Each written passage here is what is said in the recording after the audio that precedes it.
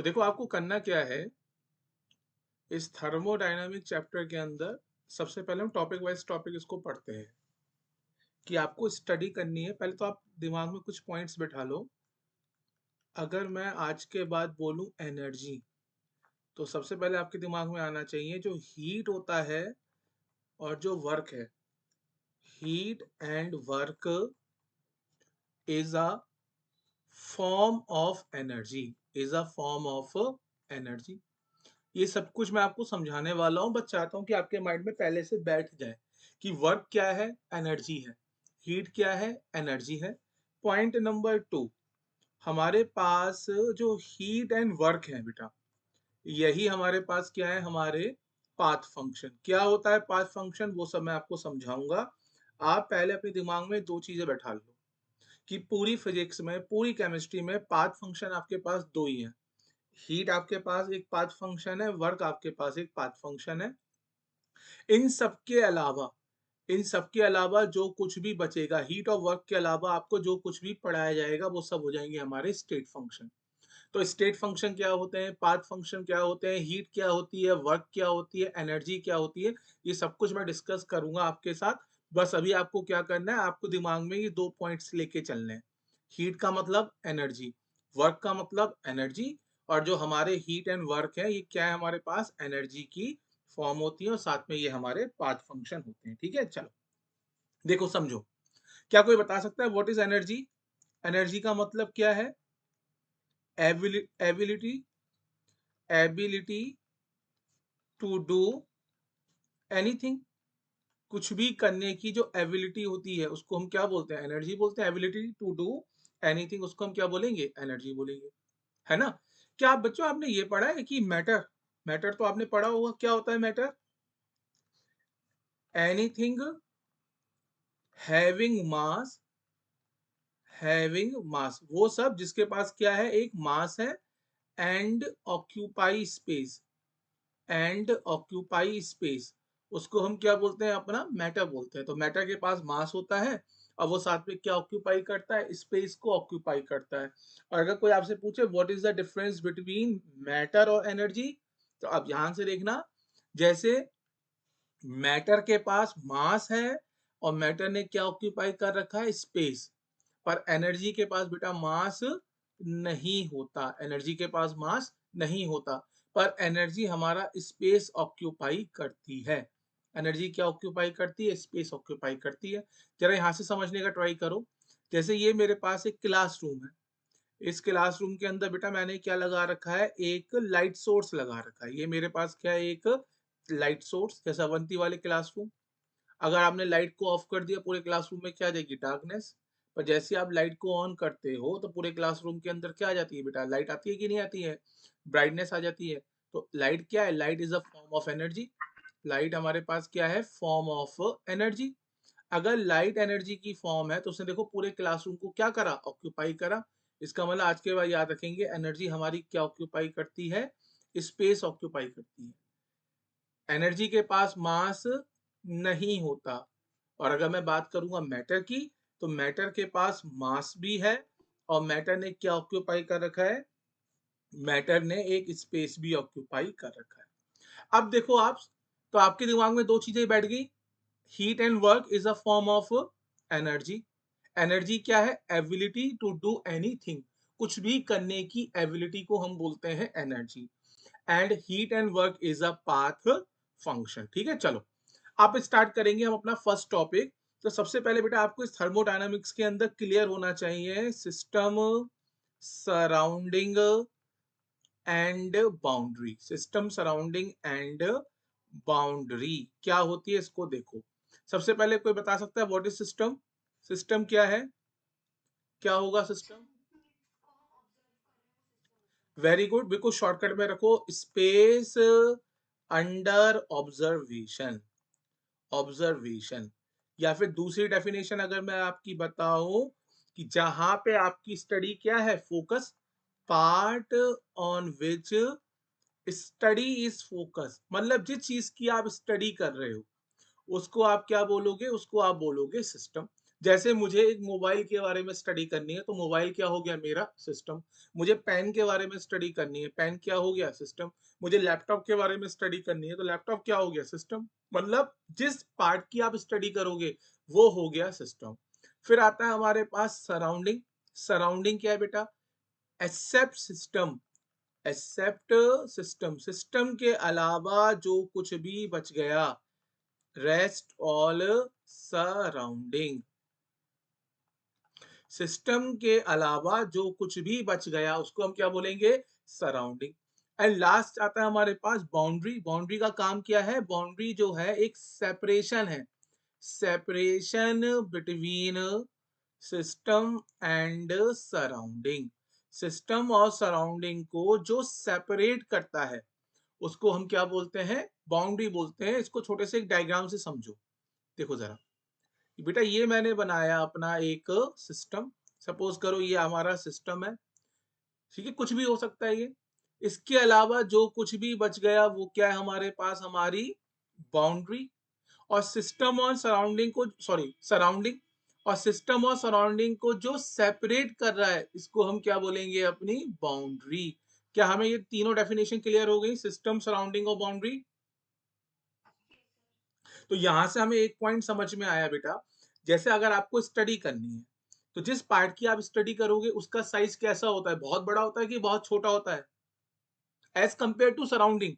As compare to surrounding, इसका मतलब हमें ये समझ में आ गया कि जो हमारे पास, एक minute, size of surrounding, surrounding का जो साइज है वो क्या है बेटा, बहुत बड़ा है। किसके कंपैरिजन में, size of system, size of system.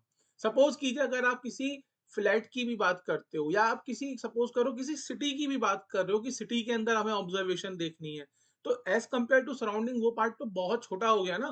तो ये याद रखेंगे, सराउंडिंग का साइज बहुत बड़ा होता है as compare to size of system. ठीक है, तो पहला हमने जो पहला कॉन्सेप्ट यहाँ पे स्टडी करी है, डेफिनेशन ऑफ सिस्टम, जिस पार्ट की आप स्टडी करोगे। सराउंडिंग, सिस्टम के अलावा जो बच गया वो है सराउंडिंग। बाउंड्री, सिस्टम और सराउंडिंग को जो सेपरेट करता है उसको हम बोलेंगे बाउंड्री। बस इससे ज्यादा डेफिनेशन की आपको जरूरत नहीं है। हेडिंग डालेंगे हम, types of boundary.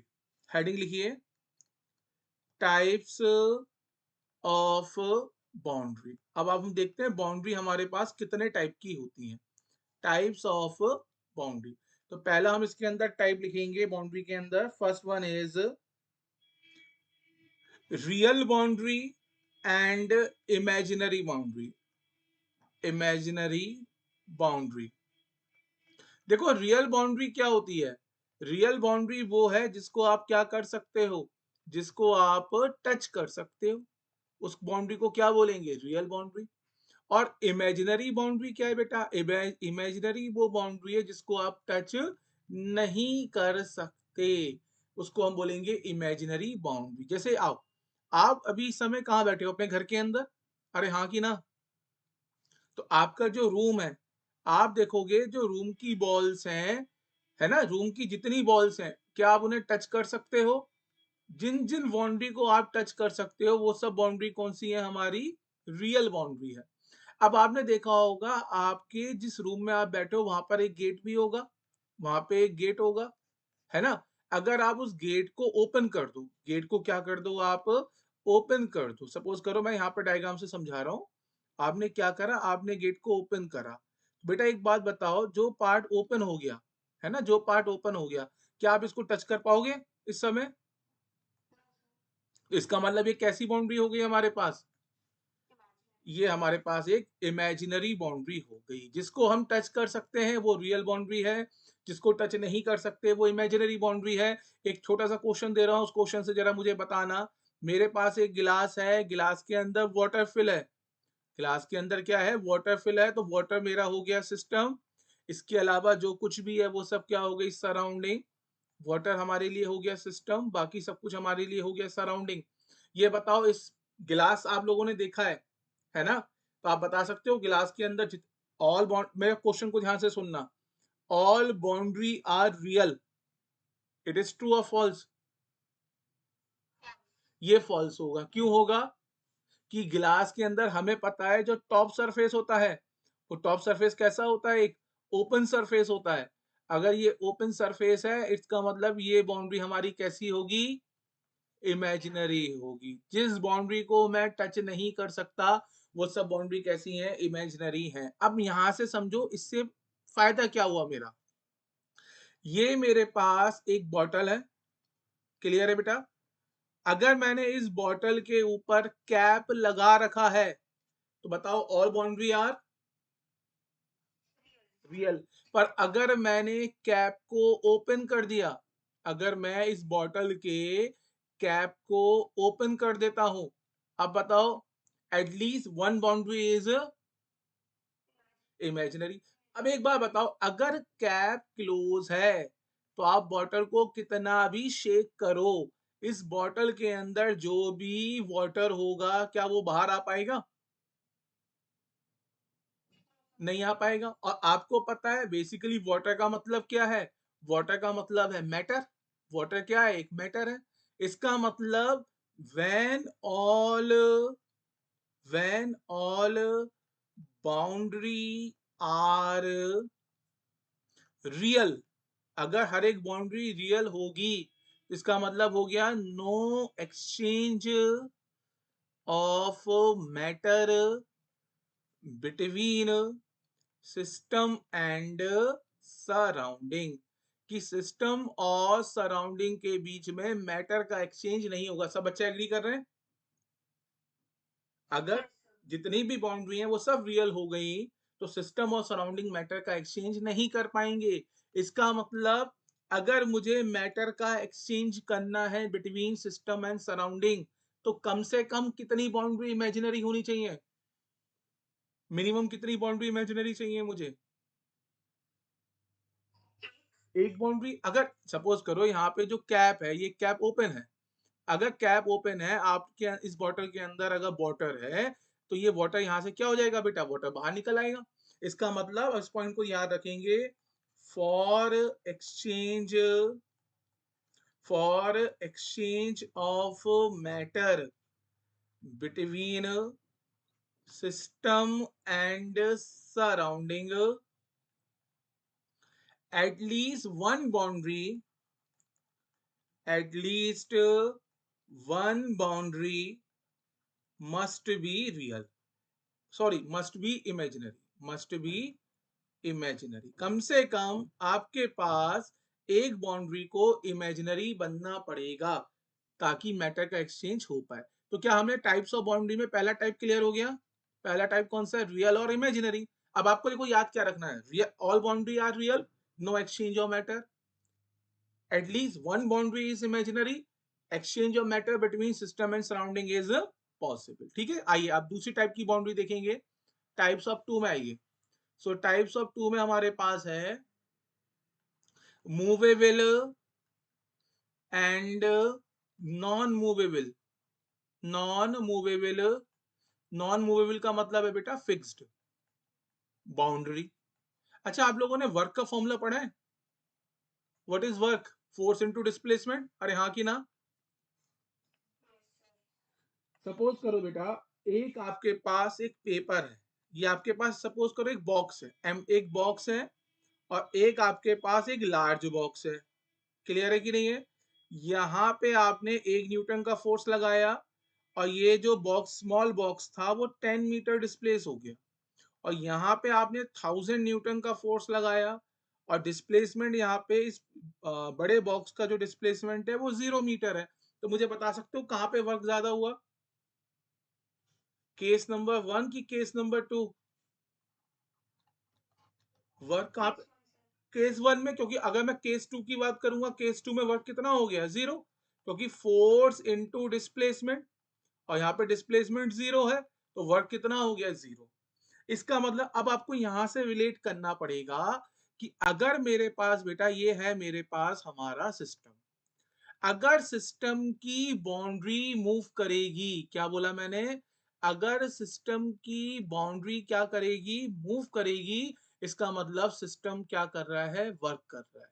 System having capability, system having capability to do work, to do work.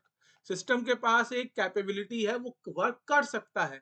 पर बेटा अगर सिस्टम की बाउंड्री को कैसी हो गई, अगर सिस्टम की बाउंड्री हो गई हमारी फिक्स्ड, सिस्टम की बाउंड्री मूव कर ही नहीं रही है, इसका मतलब उस केस में आप वर्क कितना लेके चलोगे बताओ, जीरो।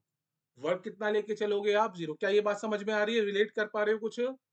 अगर आपने सपोज कीजिए, आइए फिर से समझिए, ये आपके पास एक सिस्टम था, ये आपके पास एक सिस्टम था, ठीक है।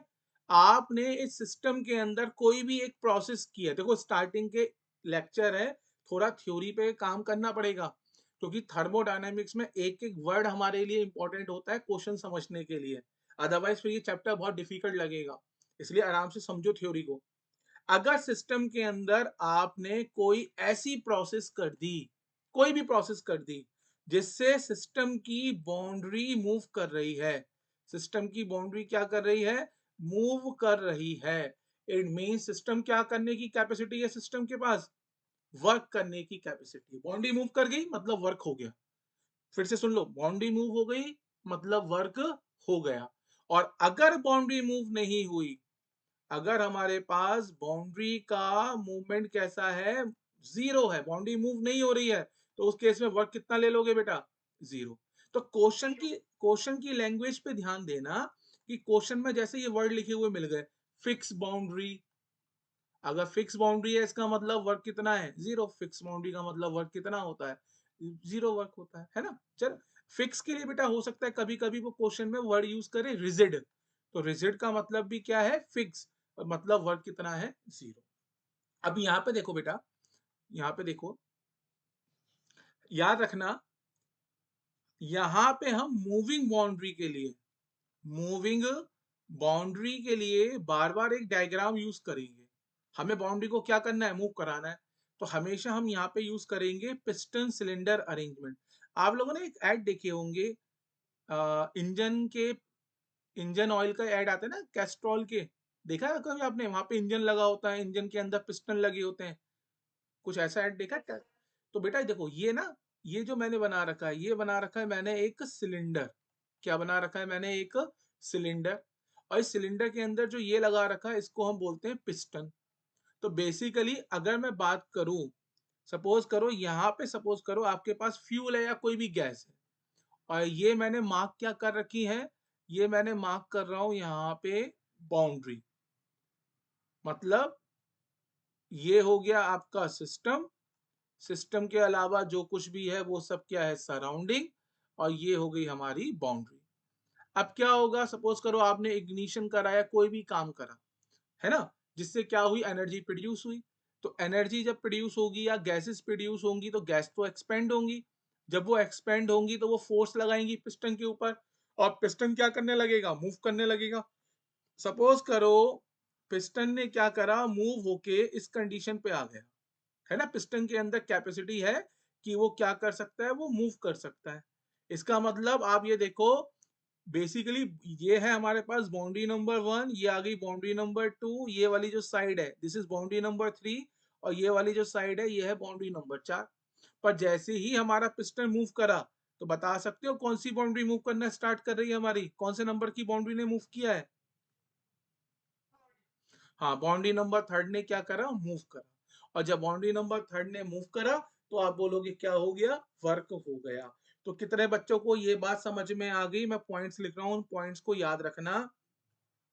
फॉर वर्क एक्सचेंज, अगर वर्क का एक्सचेंज करना है, किस किस के बीच में, बिटवीन सिस्टम एंड सराउंडिंग, अगर सिस्टम और सराउंडिंग में वर्क का एक्सचेंज करना है, कम से कम एक बाउंड्री को मूव करना पड़ेगा, at least one boundary must be movable, at least one boundary must be movable, कम से कम एक बाउंड्री को मूव करना पड़ेगा।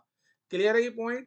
अगर वर्क एक्सचेंज जीरो करना है, वर्क एक्सचेंज को क्या करना है, जीरो करना है, किस किस के बीच में, between system and surrounding, system और सराउंडिंग के बीच में वर्क एक्सचेंज क्या करना है, जीरो करना है। बता सकते हो कंडीशन क्या होगी,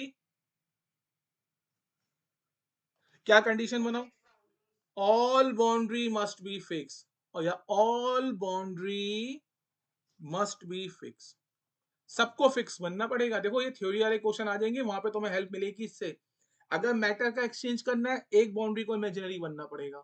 अगर वर्क का एक्सचेंज करना है, कम से कम एक बाउंड्री को क्या करना पड़ेगा बेटा, मूव करना पड़ेगा। ठीक है, चलो थर्ड टाइप की बाउंड्री अब हम डिस्कस करेंगे। थर्ड टाइप की बाउंड्री है हमारे पास adiabatic, adiabatic and diathermic, diathermic. अब जरा समझो इनका मतलब क्या है। एडियाबैटिक का मतलब है, अगर मैंने बोला कि बाउंड्री हमारी एडियाबैटिक है, तो आज के बाद एडियाबैटिक का मतलब समझ लो नो हीट एक्सचेंज। अगर एडियाबैटिक वर्ड लिखा हुआ मिल गया, इसका मतलब आप क्या नहीं करोगे, हीट का एक्सचेंज नहीं कर सकते, है ना।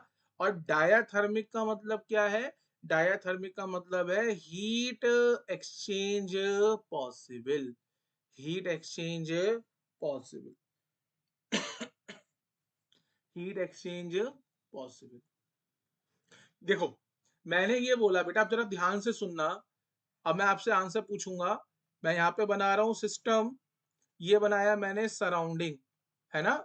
आंसर बेटा समझ में आए तो बोलना। पॉइंट नंबर वन, अभी जैसा आपको दिख रहा है उसी हिसाब से आप आंसर करोगे।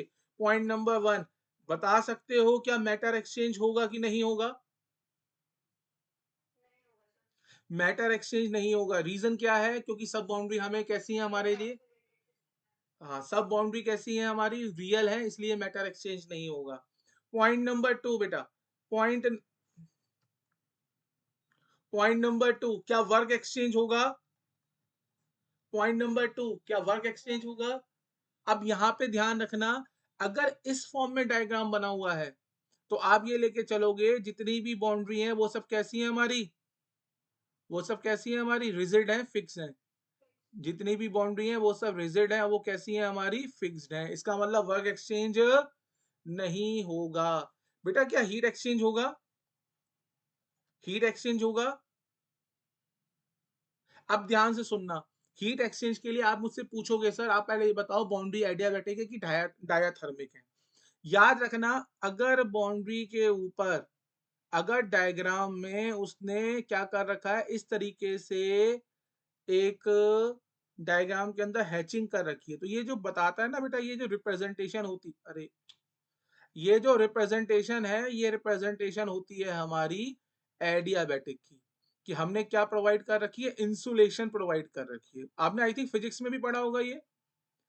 आपने जब इस तरीके से करते हो, इसको हम बोलते हैं हमने क्या कर रखा है, इंसुलेशन लगा रखा है, मतलब एक इंसुलेटिंग मटेरियल की कोटिंग कर रखी है। इसका मतलब हमने क्या कर रखा है, इसको एडियाबैटिक बना रखा है। अब बता सकते हो हीट एक्सचेंज कितना होगा, what is the heat exchange, heat exchange होगा जीरो। ठीक है चलो, अब नेक्स्ट क्वेश्चन पे लेके जा रहा हूँ, नेक्स्ट क्वेश्चन का आंसर देना।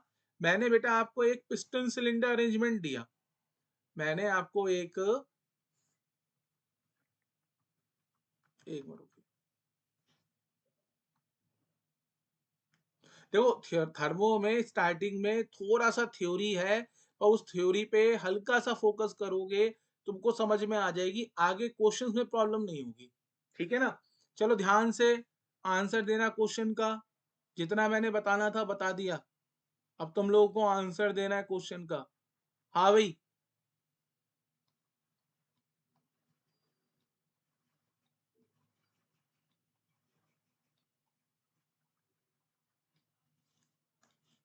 पहले क्वेश्चन का आंसर दो, क्या हीट एक्सचेंज होगा, क्या हीट एक्सचेंज होगा बेटा? फर्स्ट क्वेश्चन का आंसर, क्या हीट एक्सचेंज होगा, कौन कह रहा है नो? ध्यान से आंसर दो। क्या मैंने इंसुलेशन हर एक बाउंड्री पे लगाया है?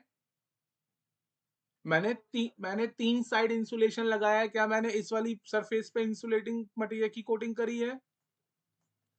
मैंने यहाँ पे इंसुलेटिंग मटेरियल की कोटिंग नहीं करी है, इसका मतलब इस वाली, अगर इंसुलेटिंग मटेरियल की कोटिंग नहीं है, तो ये वाली बाउंड्री, इस साइड वाली बाउंड्री कैसी हो गई, डाया थर्मिक।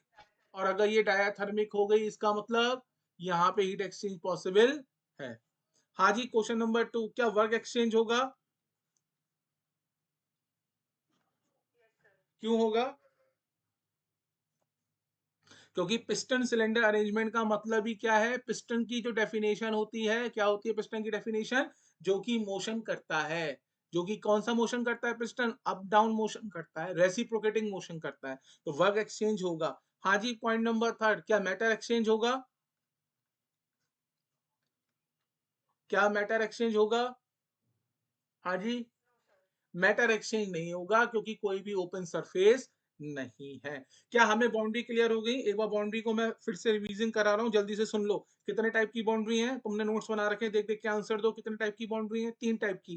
पहला, रियल और इमेजिनरी। रियल होगी तो मैटर एक्सचेंज नहीं होगा, इमेजिनरी होगी तो मैटर एक्सचेंज होगा। दूसरा, एडियाबैटिक और डायाथर्मिक। एडियाबैटिक है तो हीट एक्सचेंज नहीं होगा, है ना, और अगर डायाथर्मिक है तो हीट एक्सचेंज हो जाएगा। तीसरा, फिक्स और मूवेबल। अगर फिक्स है तो वर्क एक्सचेंज नहीं होगा, मूवेबल है तो वर्क एक्सचेंज हो जाएगा। ठीक है, चलो अब हेडिंग डालो, नेक्स्ट हेडिंग डालो अपना, types of system. Types of system. हाँ जी, question number 1, heat and work is a form of, heat and work is a form of energy. And path function कितने हैं हमारे पास? पाथ फंक्शन कितने हैं हमारे पास? दो। क्या क्या नाम है उन दो पाथ फंक्शन के? Heat and, heat and work. Path function कितने हैं? दो। कौन कौन से? Heat and work. चलो आओ टाइप्स ऑफ सिस्टम पे आएंगे। तो टाइप ऑफ सिस्टम में बेटा सबसे पहला आता है हमारे पास ओपन सिस्टम। सबसे पहले आएगा ओपन सिस्टम। यहां लिख लो बेटा, एक लिख लो आप। सबसे पहले लिख लो यहाँ पे मैटर, और दूसरा लिख लो यहाँ पे एनर्जी। इसको ना छोटे सी फॉर्म में करा देंगे क्योंकि बाउंड्री आपको पढ़ समझा चुके हैं। देखो, ओपन सिस्टम जो होते हैं, ओपन सिस्टम मैटर का भी एक्सचेंज करते हैं, ओपन सिस्टम एनर्जी का भी एक्सचेंज करते हैं। बेटा थोड़ा सा यहाँ पे थोड़ा सा फोकस करके रहना। मैंने बोला, मैंने ये बोला कि सिस्टम और सराउंडिंग के बीच में हीट एक्सचेंज हो गई, तो क्या मैं बोल सकता हूँ सिस्टम और सराउंडिंग के बीच में एनर्जी एक्सचेंज हो गई? से yes and no? Isn't it? बोलो। अच्छा, फिर से क्वेश्चन। प्रीति, आवाज आ रही है मेरी? आप हो क्लास में, छोड़ दिया आपने?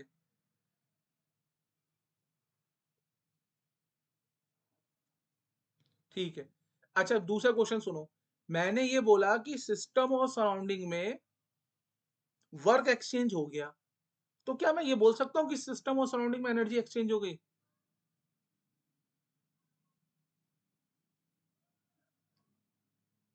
देखो आंसर, हाँ। अच्छा ये बताओ, heat and work is a form of energy. अगर सिस्टम और सराउंडिंग को एनर्जी एक्सचेंज करनी है तो वो हीट की फॉर्म में कर सकता है, या फिर वो वर्क की फॉर्म में। आओ जरा मैं थोड़ा कुछ समझाना चाह रहा हूँ, चीज को समझो। बच्चा ना यहाँ पे हल्का सा कंफ्यूज रहता है, थोड़ा सा देख लेते हैं। चलो यहाँ समझा देते हैं। सपोज करो ये है मेरे पास सिस्टम, ये मेरे पास है सिस्टम, और ये है मेरे पास सराउंडिंग। अगर सिस्टम और सराउंडिंग में, बेटा देखो ये याद रखना, क्यू का मतलब होता है हीट। अगर सिस्टम और सराउंडिंग में हीट एक्सचेंज हो गई तो हम क्या बोलेंगे? सिस्टम सराउंडिंग में क्या एक्सचेंज हो गया? एनर्जी एक्सचेंज हो गई। सिस्टम और सराउंडिंग के बीच में अगर वर्क एक्सचेंज हो गया, क्या एक्सचेंज हो गया? वर्क एक्सचेंज हो गया, तो हम बोलेंगे एनर्जी एक्सचेंज हो गई।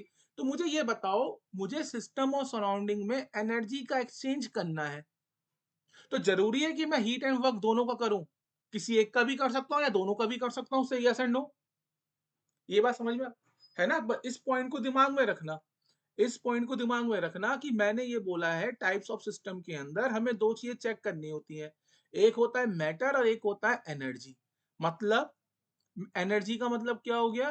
Heat and work. एनर्जी का मतलब हो गया हीट एंड वर्क, समझो। तो जो ओपन सिस्टम होते हैं, ओपन सिस्टम मैटर का एक्सचेंज, ये जो टिक लगा रखा है ना, एडियाबैटिक का मतलब है एक्सचेंज। तो ओपन सिस्टम में क्या होगा, मैटर का एक्सचेंज होगा। ओपन सिस्टम वो सिस्टम होते हैं जो एनर्जी का भी क्या करते हैं, एक्सचेंज करते हैं। कितने बच्चों को समझ में आ गया? अगर कोई आपसे पूछे what is the open system, आप बोलोगे सर ओपन सिस्टम वो है जो मैटर का भी एक्सचेंज करेगा, एनर्जी का भी एक्सचेंज करेगा। अब आपका टास्क शुरू होता है। अगर मैटर का एक्सचेंज करना है तो ओपन सिस्टम के पास कम से कम कितनी बाउंड्री होनी चाहिए इमेजिनरी?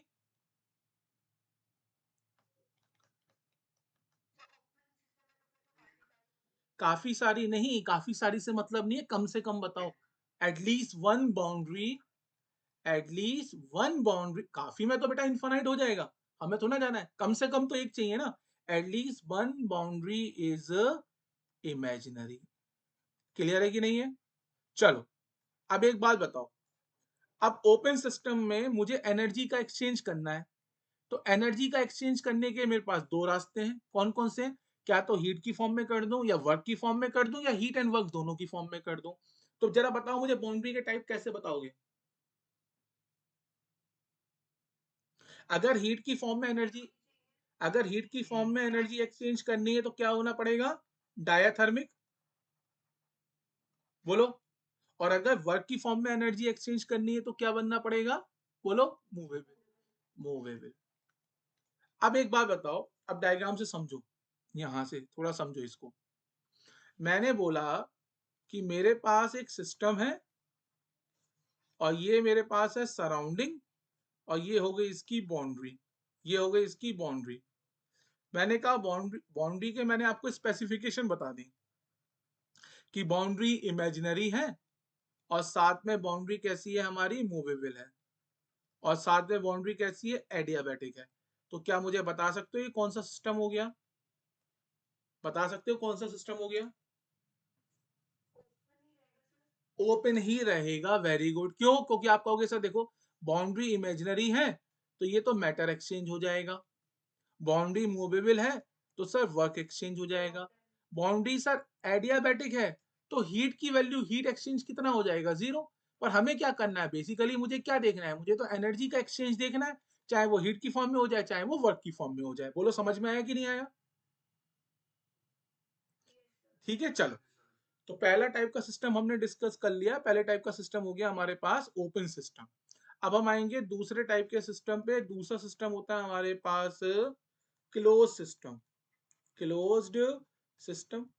तो क्लोज सिस्टम में आप ये लिख लो कि जो मैटर एक्सचेंज है, तो मैटर एक्सचेंज तो नहीं होगा, क्लोज सिस्टम में एनर्जी एक्सचेंज हो जाती है। बेटा ये क्वेश्चन आए हुए पीवाईक्यू में। क्लोज सिस्टम में मैटर एक्सचेंज नहीं होता, एनर्जी एक्सचेंज हो जाती है। अगर एनर्जी एक्सचेंज हो जाती है तो चाहे हीट की फॉर्म में हो जाए एनर्जी एक्सचेंज, या फिर एनर्जी वर्क की फॉर्म में एक्सचेंज हो जाए, या दोनों की फॉर्म में हो जाए, हमें उससे लेना देना नहीं है। ये चीज दिमाग में बैठा लो, एनर्जी एक्सचेंज का मतलब है either in the form of heat, either in the form of work, और in the form of heat and work, क्या तो दोनों की फॉर्म में हो जाए। भैया क्लोज सिस्टम की बाउंड्री बता सकते हो? क्लोज सिस्टम के लिए सबसे इंपॉर्टेंट पॉइंट क्या होना चाहिए बाउंड्री के regarding? All boundary must be real. हमें ये पता है मुझे मैटर एक्सचेंज रोकना है, मतलब all boundary must be real. जितनी भी बाउंड्री है सबको क्या बनना पड़ेगा, रियल बनना पड़ेगा, तभी मैटर एक्सचेंज रुकेगा, अदरवाइज मैटर एक्सचेंज नहीं रुकने वाला। ठीक है, चलो थर्ड टाइप के आएंगे। थर्ड टाइप का सिस्टम होता है हमारे पास आइसोलेटेड सिस्टम। हाँ जी, अब तो तुम्हें समझ में आ गया होगा, आइसोलेटेड सिस्टम में मैटर एक्सचेंज भी नहीं करना और एनर्जी एक्सचेंज भी नहीं करना। तो भैया आइसोलेटेड सिस्टम की बाउंड्री बता दो, अपने हिसाब से बता दो। मैटर एक्सचेंज रोकना है मतलब हर एक बाउंड्री को क्या बन चलो। अब मुझे एनर्जी एक्सचेंज रोकना है बेटा, एनर्जी एक्सचेंज रोकना है मतलब हीट की फॉर्म में भी रोकना है और वर्क की फॉर्म में भी रोकना है। समझ में आ रहा है? दोनों की फॉर्म में एनर्जी एक्सचेंज रोकना पड़ेगा। तो हीट की फॉर्म में अगर एनर्जी एक्सचेंज को रोकना है तो बाउंड्री को क्या बनाना पड़ेगा, एडियाबैटिक। और वर्क की फॉर्म में अगर रोकना है एनर्जी एक्सचेंज को तो बाउंड्री को क्या बनाना पड़ेगा, मुझे फिक्स बनाना पड़ेगा। बोलो समझ में आया कि नहीं आया? इसका मतलब आइसोलेटेड सिस्टम की all boundary must be real, must be adiabatic and fix. सबको रियल बनना पड़ेगा तभी मैटर एक्सचेंज जीरो होगा, सभी को एडियाबैटिक बनना पड़ेगा तभी हीट एक्सचेंज जीरो होगा, और सबको फिक्स बनना पड़ेगा तभी वर्क एक्सचेंज जीरो होगा। अब यहाँ पे जरा एक लिखेंगे, नोट डाल के लिखेंगे, universe is the example of adiabatic system. Universe is a example of adia. अभी तक जो पढ़ा रहा हूं समझ में आ रहा है? Universe, universe is a example of adiabatic system. क्या होता है बेटा यूनिवर्स का साइज? छोटा है बड़ा है? क्या होता है? बहुत बड़ा साइज है। पर हम थोड़ी ना बेटा, आज देखो मैं आपकी नोटबुक पे यूनिवर्स बना के दिखा रहा हूँ। बेटा मैंने ये बोला, ये है हमारा यूनिवर्स। आप कहोगे सर ये यूनिवर्स कैसे, जरा समझा दो। मैं कहूंगा मैं नहीं समझाऊंगा, खुद समझ लो भैया। मेरा काम पढ़ाना था, मैंने पढ़ा दिया। क्या मैंने ये यूनिवर्स बनाया है, सही बनाया है गलत बनाया है? कितने बच्चे एग्री कर रहे हैं सही है गलत है? मैंने बोला बेटा ये मेरा आज के बाद यूनिवर्स है थर्मोडायनामिक्स में, क्योंकि यूनिवर्स का मतलब मुझे कौन सा बनाना पड़ेगा। अरे ये मैंने क्या लिख दिया, ये गलत। ना ना, एडियाबैटिक नहीं, आइसोलेटेड लिखना होगा ना। Example of isolated system. Universe is example of isolated system. अब आइसोलेटेड सिस्टम बनाना है मतलब बाउंड्री को क्या बनना पड़ेगा? रियल। देखो सब बाउंड्री मैंने रियल बना रखी है। बाउंड्री को क्या बनाना पड़ेगा? एडियाबैटिक। देखो जितनी भी बाउंड्री है सब मैंने एडियाबैटिक बना रखी है। और बाउंड्री को क्या बनाना पड़ेगा मुझे साथ में? फिक्स। जितनी भी बाउंड्री है सब ये फिक्स है। कितने बच्चे एग्री कर रहे हैं ये यूनिवर्स बन गया?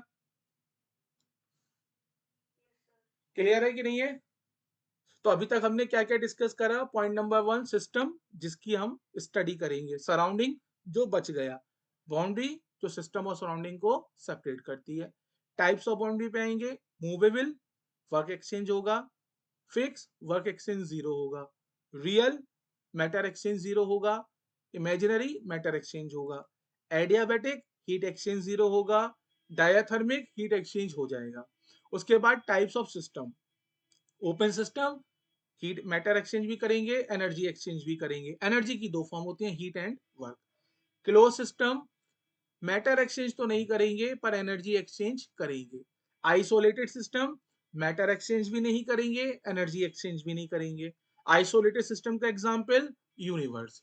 इसका मतलब आइसोलेटेड सिस्टम जब भी बनाना है, हर एक बाउंड्री को रियल बनाना है, एडियाबैटिक बनाना है और साथ में फिक्स बनाना है। चले आगे।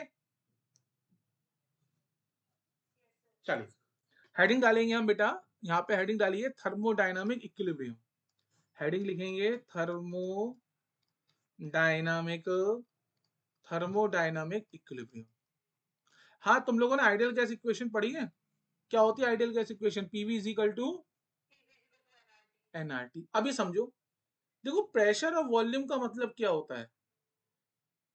देखो अगर आपने देखा है ना, अगर मैं किसी चीज को कंप्रेस करूंगा तो कंप्रेस करने पे वॉल्यूम क्या हो जाते हैं? कंप्रेस करने का मतलब क्या है? वॉल्यूम का क्या हो जाना? डिक्रीज हो जाना। अगर कोई चीज एक्सपेंड होगी तो वॉल्यूम क्या हो जाएंगे? इंक्रीज हो जाएंगे।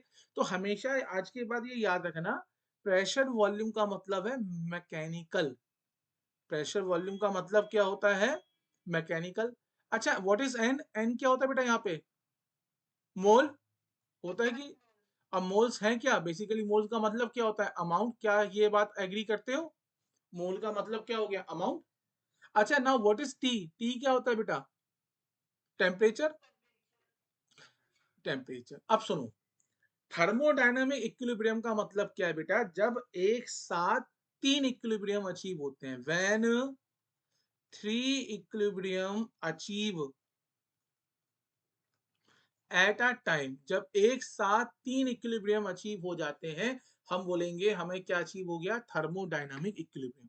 तो थर्मोडायनामिक इक्विलिब्रियम जब अचीव होगा, इसका मतलब कितने इक्विलिब्रियम अचीव होने चाहिए बेटा? जब तीन इक्विलिब्रियम अचीव हो जाएंगे, आप बोलोगे क्या अचीव हो गया? Thermodynamic equilibrium. इनको याद करने का तरीका बता रहा हूं। पहला इक्विलिब्रियम होता है थर्मल इक्विलिब्रियम। थर्मल इक्विलिब्रियम क्या होता है? थर्मल इक्विलिब्रियम नाम से समझ में आ रहा होगा। थर्मल इक्विलिब्रियम का मतलब टेम्परेचर का क्या बन जाना? कांस्टेंट बन जाना। दूसरा इक्विलिब्रियम होता है हमारे पास material equilibrium. Material equilibrium. Material equilibrium का मतलब क्या चीज कांस्टेंट हो जाना? अमाउंट का कांस्टेंट हो जाना। और तीसरा होता है mechanical equilibrium. Mechanical equilibrium, mechanical equilibrium का मतलब क्या है? क्या चीज कांस्टेंट हो जाना, प्रेशर कांस्टेंट हो जाना और वॉल्यूम कांस्टेंट हो जाना। तो याद करने के लिए इसलिए मैंने यहाँ पे एक हिंट दे दिया आपको, इस तरीके से याद कर लो। P V is equal to NRT. जब मैकेनिकल इक्विलिब्रियम अचीव होगा तो प्रेशर कांस्टेंट होंगे, वॉल्यूम कांस्टेंट होंगे। जब मटेरियल इक्विलिब्रियम अचीव होगा तो मोल्स कांस्टेंट हो जाएंगे। आर तो ऑलरेडी एक कांस्टेंट है। और जब थर्मल इक्विलिब्रियम अचीव होगा तो टेम्परेचर क्या हो जाएंगे? कांस्टेंट हो जाएंगे। क्या हमें याद हो गया? क्या हमें याद हो गया? ये बताओ। मतलब what is the definition of thermodynamic equilibrium? जब एक साथ कितने इक्विलिब्रियम अचीव होते हैं? तीन। कौन कौन से? टेम्परेचर कांस्टेंट हो जाएंगे, थर्मल इक्विलिब्रियम, अमाउंट कांस्टेंट हो जाएंगे, मटीरियल इक्विलिब्रियम, और प्रेशर और वॉल्यूम कांस्टेंट हो जाएंगे, मैकेनिकल इक्विलिब्रियम। जब एक साथ ये तीन इक्विलिब्रियम अचीव होते हैं तब हम बोलते हैं हमने क्या अचीव कर लिया? अपना थर्मोडायनामिक इक्विलिब्रियम अचीव किया है। अरे हाँ कि ना? आओ जरा समझो, आओ जरा समझाते हैं। आओ बच्चों, तुम्हें दिखाएं झांकी हिंदुस्तान की। देखो, ये मेरे पास एक कंटेनर है, इस कंटेनर के अंदर एक गैस है। सपोज करो गैस का नाम है ए गैस। तो गैस का प्रेशर हो गया पी ए, वॉल्यूम हो गया, प्रेशर हो गया पी ए, वॉल्यूम हो गया बी ए, मोल्स हो गए एन ए, टेम्परेचर हो गया टी ए। एक बात बताओ, मैंने बोला बेटा एक बताओ गैस, मैंने बोला गैस का टेम्परेचर कैसा है? कांस्टेंट है। गैस के मोल्स भी कैसे हैं? कांस्टेंट है। गैस के मोल्स कैसे हो गए? कांस्टेंट। गैस का प्रेशर और वॉल्यूम भी कैसा है? कांस्टेंट है। हाँ जी, क्या कुछ चमका? कितने इक्विलिब्रियम अचीव हो चुके हैं इस समय? तीन। कौन कौन से? थर्मल, मटेरियल और मैकेनिकल। इसका मतलब बेटा क्या अचीव हो गया हमारा? नहीं, कौन सा? Thermodynamic equilibrium. अब क्या करा बेटा मैंने? देखो यहाँ पे, यहाँ पे देखो मैं क्या कर रहा हूं।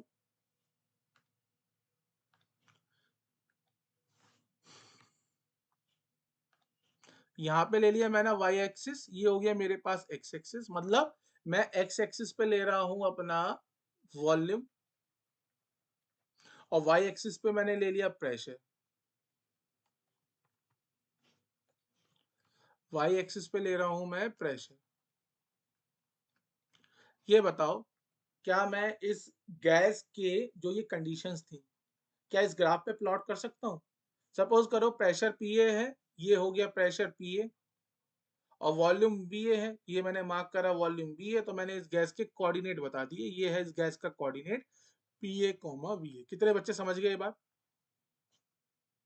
मैंने प्रेशर वॉल्यूम डायग्राम पे इस गैस को क्या करा? मार्क कर लिया कि प्रेशर इसका पी ए है, वॉल्यूम इसका बी ए है। ये बताओ क्या इसका प्रेशर वॉल्यूम चेंज होगा? क्या इसका प्रेशर वॉल्यूम चेंज होगा? अरे हाँ कि ना? अच्छा ये बताओ, अगर इक्विलिब्रियम अचीव हुआ है ना? सपोज करो ये तो हमारा सिस्टम है और ये हमारा सराउंडिंग है। हम कह रहे हैं इक्विलिब्रियम अचीव हो गया। अगर इक्विलिब्रियम अचीव हो जाएगा तो क्या हीट एक्सचेंज हो रहा होगा सिस्टम और सराउंडिंग के बीच में? बोलो। नहीं हो रहा होगा, क्योंकि अगर हीट एक्सचेंज होगा तो टेम्परेचर तो चेंज ही होंगे। अरे हाँ कि ना?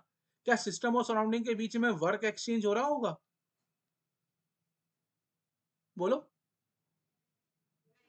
क्यों नहीं हो रहा होगा? रीजन दो।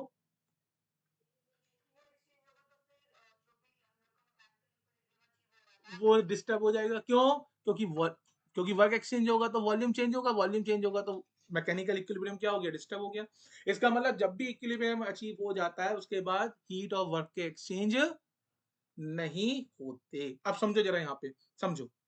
यहाँ पे मैं एक वर्ड यूज करने वाला हूं, उसको हम बोलेंगे, पहले डेफिनेशन लिख लो।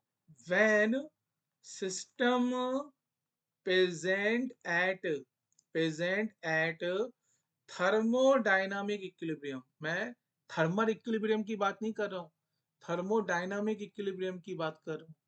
When system present at thermodynamic equilibrium, at that time at that time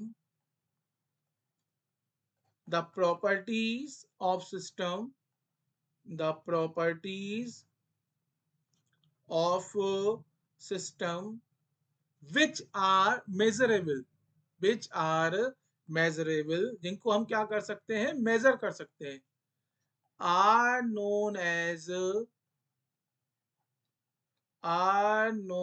as state function और स्टेट वेरिएबल। स्टेट वेरिएबल, आओ जरा फिर से समझो क्या बोला मैंने। जब भी हमारा सिस्टम एक थर्मोडायनामिक इक्विलिब्रियम को अचीव करता है, अचीव कर ले पहले, उसके बाद की कहानी है कि सिस्टम ने थर्मोडायनामिक इक्विलिब्रियम को अचीव कर लिया, उस समय आपने जो जो प्रॉपर्टी सिस्टम की मेजर की, उन सबको क्या बोलेंगे हम, स्टेट फंक्शन और स्टेट वेरिएबल। जैसे यहां पे इस कंडीशन में कौन सा इक्विलिब्रियम अचीव हो रखा है बेटा, थर्मोडायनामिक इक्विलिब्रियम। तो हमने देखो बता दिया सिस्टम का प्रेशर पीए है, वॉल्यूम बीए है ना, टेम्परेचर टीए है। इसका मतलब प्रेशर, टेम्परेचर, वॉल्यूम, ये सब कौन से वेरिएबल हो गए, स्टेट फंक्शन या फिर स्टेट वेरिएबल। कितने बच्चों को समझ में आया, बोलो, आया ना। तो स्टेट फंक्शन स्टेट वेरिएबल का मतलब क्या है कि पहले सिस्टम को बोलो कि सिस्टम तुम थर्मोडायनामिक इक्विलिब्रियम अचीव करके दिखाओ हमें, है ना, गाना है ना, ये करके दिखाओ। तो पहले सिस्टम को ये बोलो कि थर्मोडायनामिक इक्विलिब्रियम अचीव करिए आप। तो सिस्टम बेटा वो तो सीधा है, वो थर्मोडायनामिक इक्विलिब्रियम अचीव करेगा। अब फिर तुमने क्या करा, चुपचाप जाके देखा कि उस समय उसकी क्या क्या प्रॉपर्टी है, प्रेशर कितना है, टेम्परेचर कितना है, वॉल्यूम कितना है, मोल्स कितने हैं। मोल्स पता है तो मोलर मास तो पता ही है आपको, और फिर आप मास निकाल सकते हो, बहुत सारी चीजें मेजर कर सकते हो। तो जो जो चीजें उस समय आप मेजर कर पाए जब सिस्टम ने इक्विलिब्रियम अचीव कर रखा था, उन्हीं को हम बोलते हैं स्टेट फंक्शन और स्टेट वेरिएबल। अरे हाँ कि ना, आगे बढ़े, चलिए। तो नेक्स्ट हेडिंग डालिए स्टेट फंक्शन और स्टेट वेरिएबल। स्टेट फंक्शन, बेटा ये क्वेश्चन आता है। मैंने पहले, अच्छा मैंने तुमको एक बात बताओ, मैंने तुम्हें ये बोला पाथ फंक्शन कितने होते हैं, दो। उसके अलावा कोई क्वेश्चन आ जाए, उन दो को, हीट और वर्क को अलग कर दो, उसके अलावा जो कुछ भी बचा वो सब क्या है, पाथ फंक्शन के अलावा वो सब क्या हो गए हमारे, बोलो आप।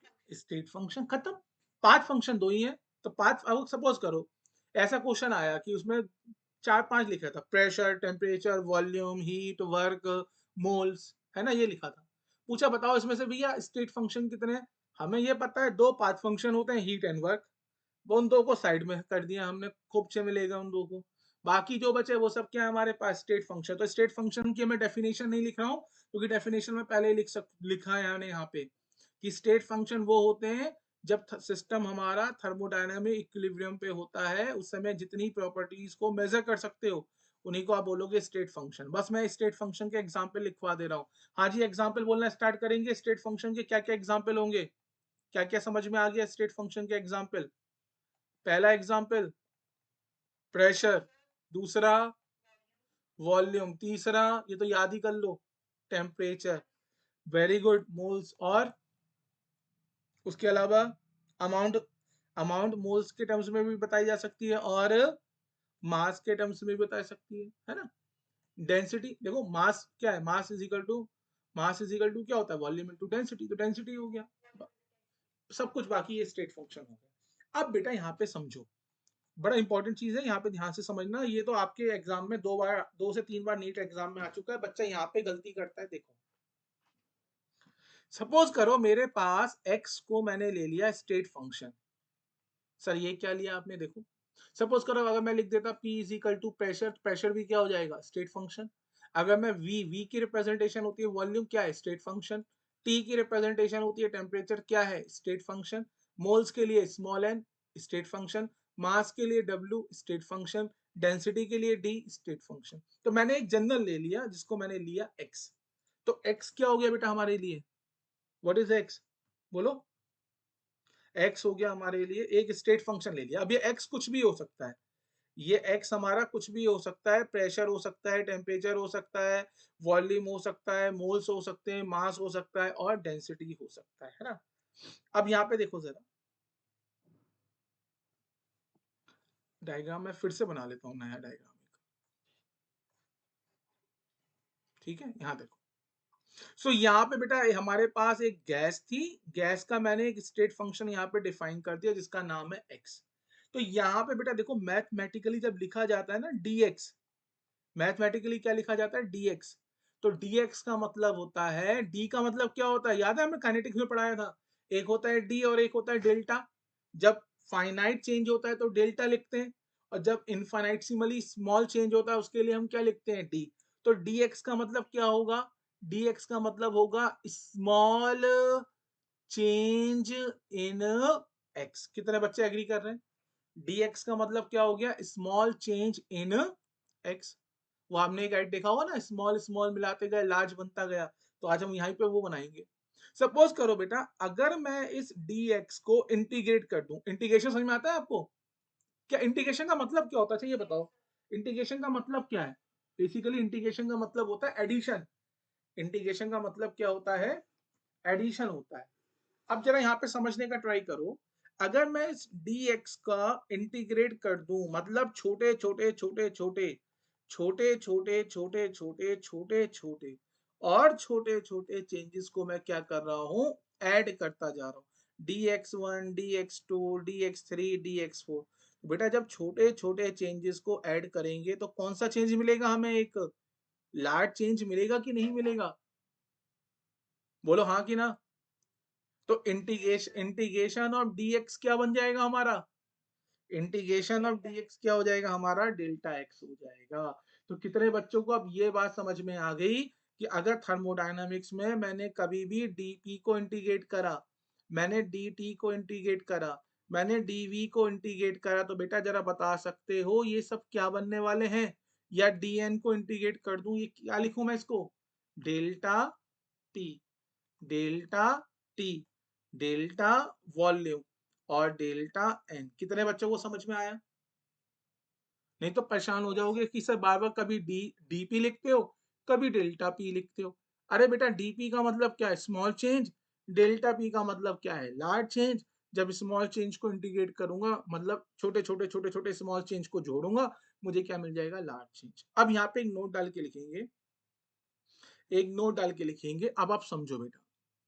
डेल्टा पी का मतलब होता है final pressure minus initial pressure. F का मतलब फाइनल, आई का मतलब इनिशियल। डेल्टा टी का मतलब होता है final temperature minus initial temperature. Delta volume को क्या लिखूं मैं, final volume minus initial volume.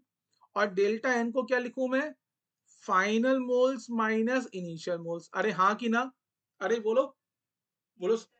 इसका मतलब बेटा आप सुनो जरा, यहाँ पे समझो। सपोज करो, यहाँ पे देखो, यहाँ पे मेरे पास एक प्रेशर वॉल्यूम डायग्राम है, ये मैंने एक प्रेशर वॉल्यूम डायग्राम बना रखा है। मैंने बोला कि मेरे पास जो गैस थी वो P1 प्रेशर पे थी और V1 वॉल्यूम पे थी। तो ये हो गया इसका P1 प्रेशर और ये हो गया इसका V1 वॉल्यूम। अब मैंने क्या करा बेटा, ये मेरे पास सिस्टम है, इस सिस्टम के अंदर जो है गैस है। अब मैंने क्या करा, बाहर से इसको हीट करना स्टार्ट करा, बाहर से क्या करा, इसकी हीटिंग स्टार्ट करी। कितने बच्चों को समझ में आ रहा है, अगर हम हीटिंग करेंगे तो गैस का टेम्परेचर बढ़ेगा, बढ़ेगा। अगर गैस का टेम्प हाँ वेरी गुड, गैस का टेम्परेचर बढ़ेगा, तो गैस का टेम्परेचर का मतलब गैस एक्सपेंड होगी, गैस एक्सपेंड होगी तो वॉल्यूम। सपोज करो, एक काम करते हैं, यहाँ पे डायग्राम चेंज कर देते हैं, यहाँ पिस्टन सिलेंडर अरेंजमेंट बना देते हैं, बाउंड्री को मूव करने की कैपेसिटी दे देते हैं। तो अगर मैंने हीटिंग करी तो पिस्टन मूव करेगा, कहाँ मूव करेगा, अपसाइड की डाउन साइड, अपसाइड मूव करेगा। मतलब बेसिकली आप ये देखो कि जब आप हीटिंग करोगे तो हीटिंग करने के बाद क्या हो जाएंगे, प्रेशर वॉल्यूम चेंज हो जाएंगे। अरे हाँ कि ना, बोलो जल्दी बोलो, टाइम नहीं है पास, जल्दी। मतलब अगर मेरे पास कोई गैस P1 और V1 प्रेशर और वॉल्यूम पे थी और मैंने क्या करा, इसकी हीटिंग कर दी, तो हीटिंग करने पे इसका क्या चेंज हो जाएगा बताओ, वॉल्यूम चेंज होगा कि नहीं होगा, क्योंकि पिस्टन ऊपर की तरफ मूव करना स्टार्ट करेगा। सपोज करो पिस्टन हमारा मूव करके चला गया P2 प्रेशर पे और B2 वॉल्यूम पे। क्या कोई बच्चा मुझे यहाँ बता सकता है कि मैंने P1 P2 को सेम क्यों लिया है? यहाँ से मुझे साफ साफ दिख रहा है P1 is equal to P2, बता सकते हो? कोई एक्सप्लेन कर सकते हो? बोलो। तो लोग आवाज आ रही है मेरी? क्वेश्चन समझ में आ रहा है जो मैंने पूछा है? आवाज कट के आ रही, क्लियर नहीं आ रही आवाज? क्या करें फिर? नेटवर्क। चलो, अब मैं क्वेश्चन देखो रिपीट कर रहा हूँ, सुनो। एक तो तुम पहले यहाँ पे ना स्टार लगा के मार्क कर लो कि piston cylinder arrangement, piston cylinder arrangement हमेशा प्रेशर क्या रहता है? कांस्टेंट। प्रेशर कैसा रहेगा? कांस्टेंट। अगर किसी क्वेश्चन में उसने बोल दिया कि पिस्टन सिलेंडर, पिस्टन सिलेंडर का मतलब तुम्हें अब खुद ही ले लेना है, प्रेशर को क्या रखना है मुझे? कांस्टेंट रखना है। बेटा जरा समझो जरा, अब मैं इसको समझाता हूँ, उसके बाद दोबारा इस चीज पे आऊंगा। देखो देखो जरा यहाँ, ये कितने बच्चों को समझ में आ रहा है कि पिस्टन के ऊपर कौन सा प्रेशर लग रहा होगा? एक एटमॉस्फेरिक प्रेशर, समझ में आ रहा है? और पिस्ट, अच्छा यहाँ पे गैस है, गैस का नाम ए है, तो गैस ए जो प्रेशर लगा रही होगी वो प्रेशर कौन सा होगा? पीए प्रेशर होगा। अच्छा हम ये मान के चलते हैं, आपने फिजिक्स में भी पढ़ा होगा, पिस्टन कैसा है हमारा? पिस्टन हमारा मास लेस है और फ्रिक्शन लेस है। क्या आपने ये टर्मिनोलॉजी पहले कभी सुनी है जो मैंने लिखी है अभी? मतलब हम पिस्टन के अंदर मास लेके नहीं चलते। अगर मैं पिस्टन का मास लेके चलता तो इसका पिस्टन का वेट भी मुझे कंसीडर करना पड़ता है डाउनवर्ड डायरेक्शन में। तो मैंने पहले बोल दिया पिस्टन के अंदर मास नहीं है, मतलब वेट इसका जीरो है और फ्रिक्शन लेस है। ये बताओ ये पिस्टन हवा में रुका हुआ है, क्यों रुका हुआ है? क्योंकि ऊपर से लगने वाला प्रेशर एटमॉस्फेरिक प्रेशर और अंदर की तरफ से लगने वाला गैस का प्रेशर, दोनों कैसे हैं? बोलो। इक्वल है। समझ में आया? अरे हाँ कि ना? अब मैंने क्या करा, एक एम मास का वेट लेके आया और मैंने पिस्टन के ऊपर रख दिया। अब इस एम मास के वजह से एक वेट लगा होगा जिसका नाम क्या होगा? M G. अरे हाँ कि ना? बोलो, क्लियर है? अब एक बार बताओ, पिस्टन का जो एरिया है वो एरिया है ए, है ना? और आपने ये पढ़ा होगा प्रेशर क्या होता है? Force upon area. प्रेशर क्या होता है? Force upon area. तो फोर्स क्या हो जाएगा? फोर्स हो जाएगा प्रेशर इनटू एरिया। कितने बच्चे एग्री कर रहे हैं? कर रहे हो कि नहीं कर रहे हो? तो ये बताओ पिस्टन पे डाउनवर्ड डायरेक्शन में कितने फोर्स आ गए? मैं फोर्स की बात कर रहा हूँ। पिस्टन पे डाउनवर्ड डायरेक्शन में कितने फोर्स हैं? एक तो आपने जो एम मास रखा इसकी वजह से एक वेट आ गया जिसका नाम क्या हो गया? M G. अरे हाँ कि ना? और एक जो एटमॉस्फेरिक प्रेशर लग रहा था उस प्रेशर की वजह से जो फोर्स आएगा that is P atmospheric into A. कितने बच्चों को समझ में आ गया डाउनवर्ड फोर्स? अच्छा, अब ये बताओ अपवर्ड डायरेक्शन में कौन सा फोर्स लग रहा है? Pressure of PA, pressure of PA और इनटू एरिया। तो ये अपवर्ड डायरेक्शन का फोर्स है। ये मेरे पास था केस नंबर 1। तो केस नंबर 1 में क्या था? केस नंबर 1 में P atmospheric is equal to P A था। पर जो मेरे पास केस नंबर 2 है, क्योंकि मैंने एक एडिशनल मास m को रखा, तो ये बता सकते हो क्या ये दोनों के दोनों अपवर्ड फोर्स और डाउनवर्ड फोर्स सेम होंगे या नहीं होंगे?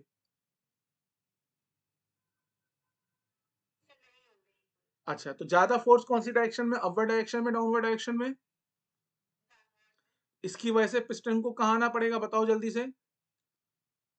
पिस्टन पिस्टन को डाउनवर्ड आना पड़ेगा। पर डाउनवर्ड भी वो कब तक आएगा? डाउनवर्ड भी वो कब तक आएगा बताओ?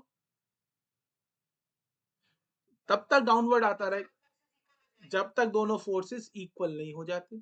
इसका मतलब वो डाउनवर्ड आएगा और डाउनवर्ड आके फिर से इक्विलिब्रियम को अचीव करेगा, और जब वो इक्विलिब्रियम अचीव करेगा फिर से बेटा upward force is equal to क्या हो जाएगा? बोलो। Downward force. Upward force is equal to downward force. मतलब पिस्टन का काम समझो, पिस्टन का काम है क्या? सपोज करो पिस्टन पे एक फोर्स ऊपर से लग रहा है, एक फोर्स नीचे से लग रहा है, आप बोलोगे पिस्टन इक्विलिब्रियम पर है। मतलब प्रेशर अपसाइड प्रेशर और डाउन साइड प्रेशर दोनों के दोनों प्रेशर कैसे हैं, सेम है। अब क्या करा मैंने, एक साइड प्रेशर बढ़ा दिया या एक साइड प्रेशर कम कर दिया, तो पिस्टन क्या करता है, पिस्टन के पास फ्लेक्सिबिलिटी होती है, क्या तो वो ऊपर चला जाएगा या फिर वो नीचे आ जाएगा और प्रेशर को क्या बना लेगा, कांस्टेंट बना लेगा। बोलो समझ में आया कि नहीं आया। तो इसका मतलब जब भी मैंने क्वेश्चन में लिख दिया पिस्टन सिलेंडर अरेंजमेंट, तो पिस्टन के पास ऊपर वाले ने एक पावर दी है, क्या बेटा तुम क्या तो ऊपर मूव कर लो या फिर तुम नीचे मूव करो, और इस तरीके से मूव करो कि तुम हमेशा प्रेशर को क्या मेंटेन कर दोगे, अब समझ में आया जो मैं बोलना चाह रहा हूं।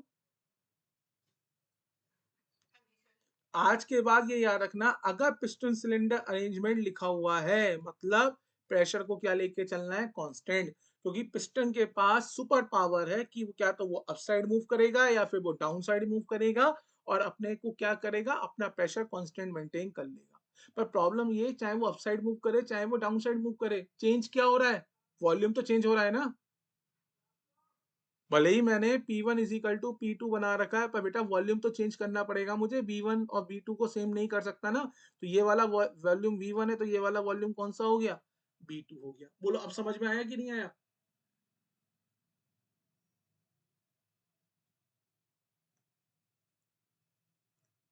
आवाज कट गई फिर से मेरी।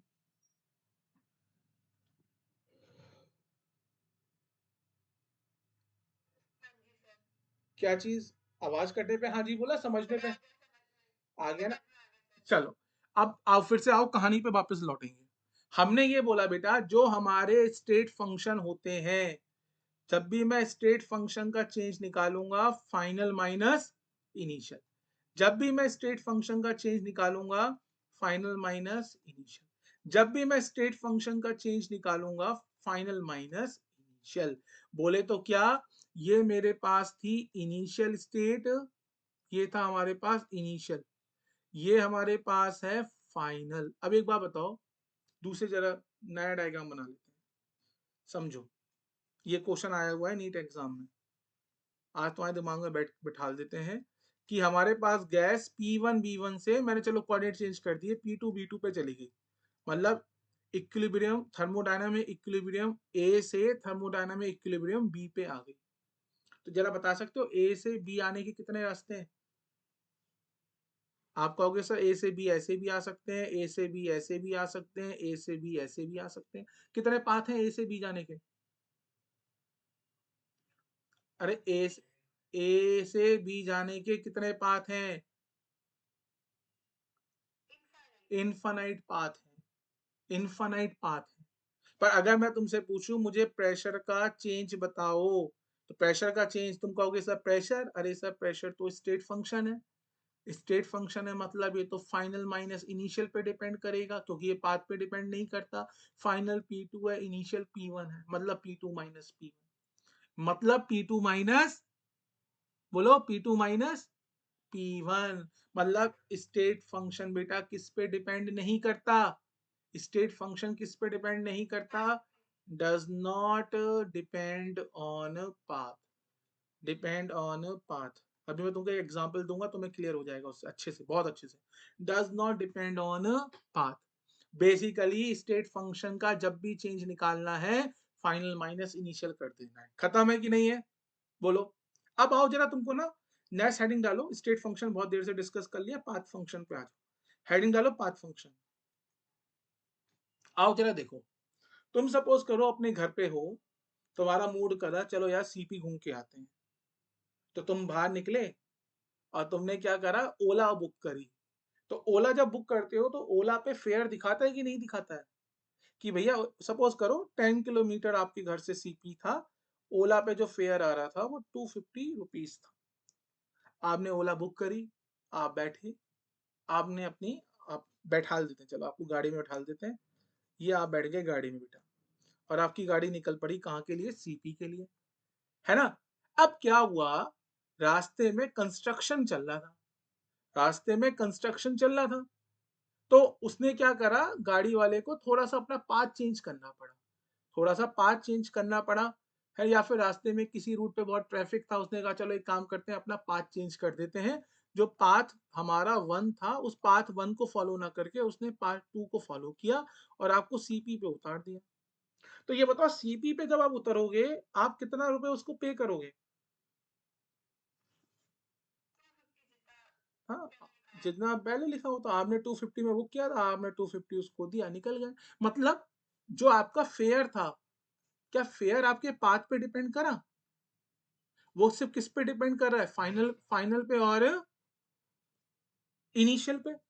फाइनल पे और इनिशियल पे, मतलब फाइनल है सीपी, इनिशियल है आपका घर जहां से आपने कैब ली।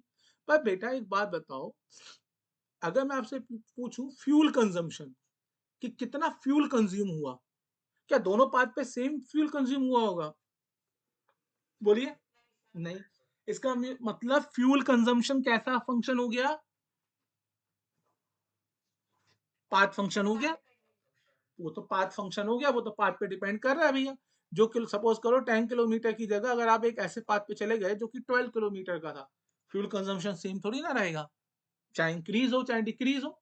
या छोटे पाथ से चले गए तो डिक्रीज हो गया, बड़े पाथ से चले गए तो इंक्रीज हो गया। मतलब अब समझ में आ रहा है पाथ फंक्शन स्टेट फंक्शन क्या है?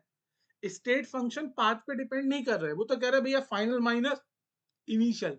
पर पाथ फंक्शन पाथ पे डिपेंड करता है। पाथ फंक्शन हमारा पाथ पे डिपेंड करता है। जरा पाथ फंक्शन के एग्जांपल फिर से बोलो। Heat and work. Heat and work. अब सुनो बेटा, बड़ी इंपॉर्टेंट चीज है, ये आया हुआ क्वेश्चन है नीट का, इसको ध्यान से देखना। ये तुम्हारे पास सिस्टम है, ये हमारे पास सराउंडिंग है, और मैंने बोला सिस्टम और सराउंडिंग के बीच में हीट एक्सचेंज। ये याद रखना, जो पाथ फंक्शन होते हैं ना, पाथ फंक्शन के लिए हमेशा हम चेंज वर्ड का यूज नहीं करते हैं। मैं कौन सा वर्ड यूज कर रहा हूं? कौन सा वर्ड यूज कर रहा हूं? देखो पढ़ो जरा, क्या लिखा है मैंने? चेंज लिखा है कि एक्सचेंज लिखा है?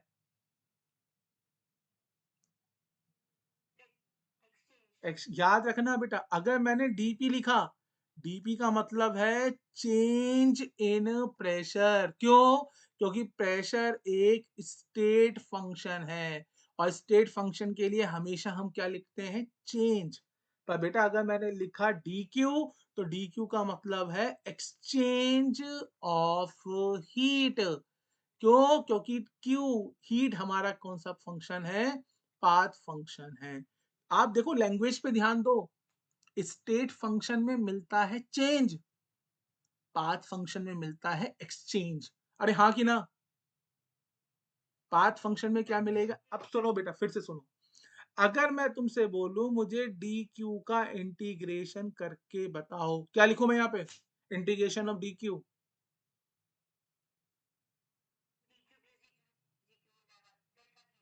बस ये कॉमन मिस्टेक है। जब भी तुम पाथ फंक्शन का इंटीग्रेशन लिखोगे, कभी बेटा डेल्टा का मतलब ही क्या हो गया? डेल्टा का मतलब क्या हो गया बताया ना मैंने? डेल्टा का मतलब क्या है? चेंज होता, और पाथ फंक्शन में चेंज नहीं मिलता। तो डी क्यू का इंटीग्रेशन सिंपली क्या हो जाएगा? क्यू। अब लैंग्वेज पे ध्यान दो, डी क्यू का मतलब है small exchange of heat between system and surrounding. और Q का मतलब क्या हो जाएगा? Q का मतलब हो जाएगा total exchange of heat between system and surrounding. बोलो समझ में आई कहानी? पाथ फंक्शन में हमेशा एक्सचेंज मिलता है। पाथ फंक्शन को जब तुम इंटीग्रेट करोगे, तो इंटीग्रेट करने पे तुम्हें टोटल एक्सचेंज मिलता है। पाथ फंक्शन में कभी भी डेल्टा, एक बार को चार्जिंग लगा रहा हूं, पाथ फंक्शन में कभी भी तुम डेल्टा नहीं लगाओगे। बोलो समझ में आई मेरा कॉन्सेप्ट? अभी मैं पूछूंगा क्वेश्चन, मुझसे पूछ लो समझ में नहीं आया तो क्वेश्चन पूछो फिर मैं। चलो क्वेश्चन पूछ रहा हूँ, क्वेश्चन का आंसर दो। चलो बेटा बताओ, मैं इसको क्या लिखूं? आपको बताना है इन सबको क्या लिखूं मैं, बताओ जरा।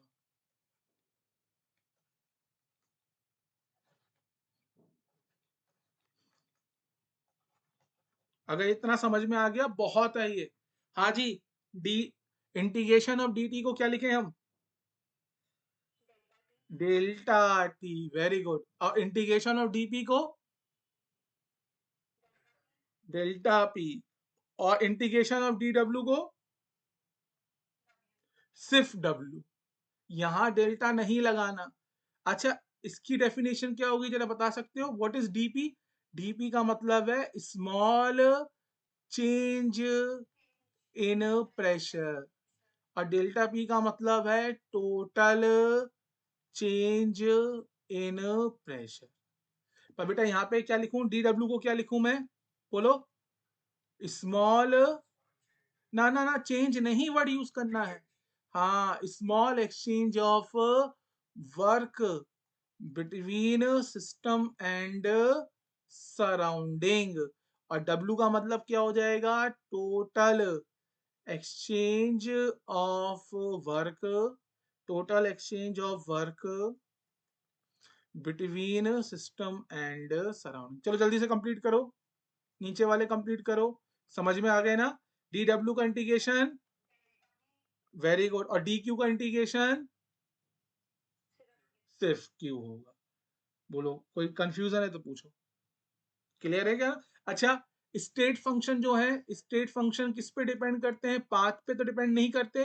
स्टेट फंक्शन का मतलब है फाइनल माइनस, बोलो, फाइनल इनिशियल। जैसे कि dt को क्या लिख सकते हो? t final minus t initial.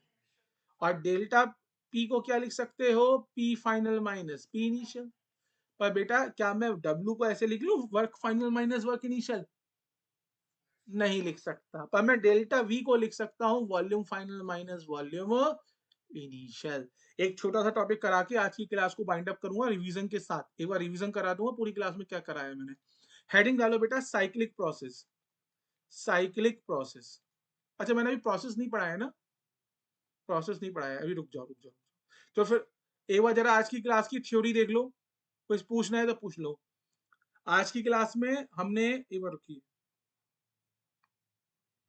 समझ में आया? पहले तुम ये बताओ तुम लोगों को।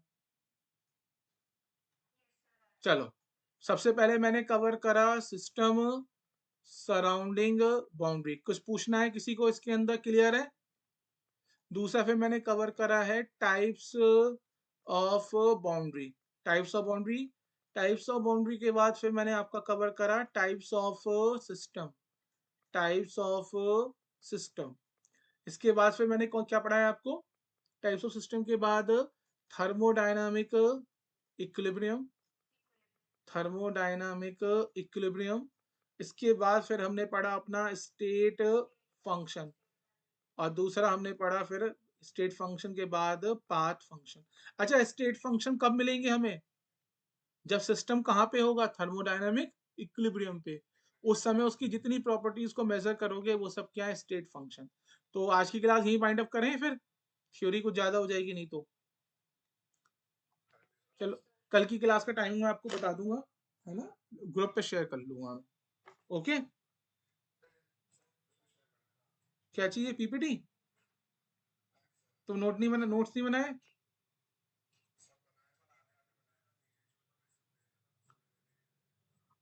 चलो मैं शेयर कर दूंगा, ठीक है। चलो ठीक, चलो ओके, ओके बाय।